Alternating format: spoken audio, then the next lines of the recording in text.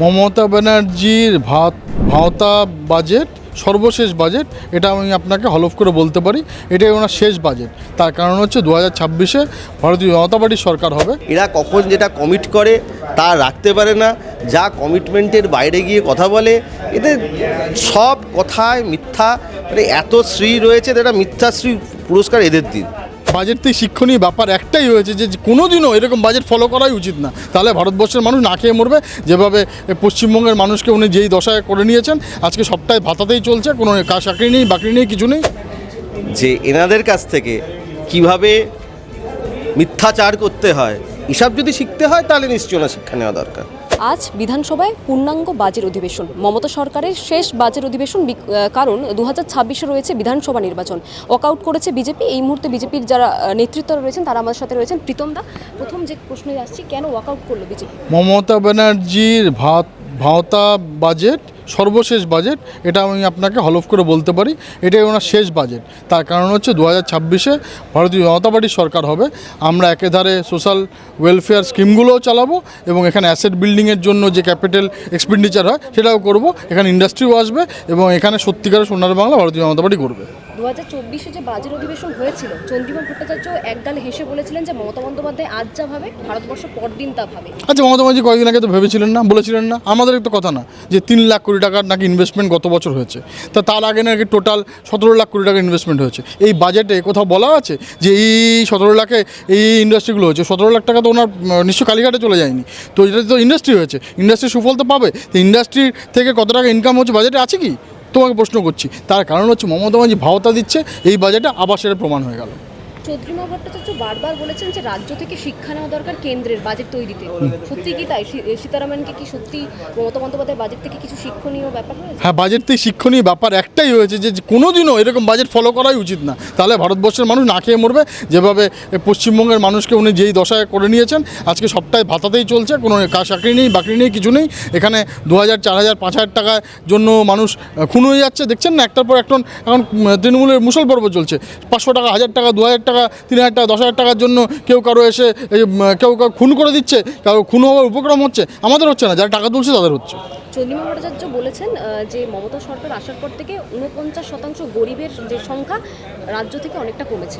তাই সেটা আমরা যে বলি যে প্রায় 17% আমরা পভার্টি লাইনকে আমরা একটা জায়গায় নিয়ে এসেছি। তো সেটা রাজ্য সরকারের, আপনার পশ্চিমবঙ্গ তো এই ফেডারেল স্ট্রাকচার এখানকার অধীনে, তো সেটা হয়েছে। কিন্তু কথাটা হচ্ছে যে আজকে পশ্চিমবঙ্গ মানে আপনার যা করছে সবটাই তো ভাতা নির্ভর। ওনার কাছে 3টে উপায় ওনাদের ইনকাম হয়। একটা হচ্ছে SGST, একটা হচ্ছে আবগারি।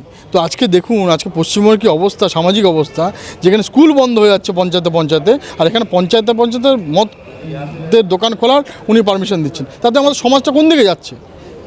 এটা তো মানুষকে বুঝতে হবে এবং মানুষকে বুঝে ডেমোক্রেটিক ওয়েতে ভারতীয় জনতা পার্টিকে ভোট দিতে হবে এবং হাঁটাতে হবে। গতকাল শুভেন্দু অধিকারী বলেছিলেন যে আজকের যে বাজেট অধিবেশন হবে সেখানে 3% ডিএ বাড়ানো হবে।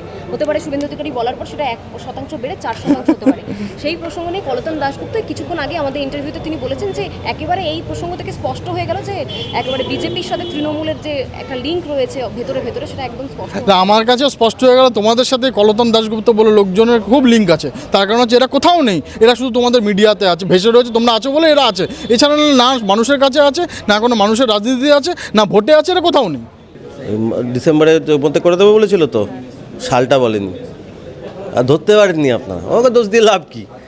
ধরতে পারেনি, ও বলেছে, এবার বলে দিল।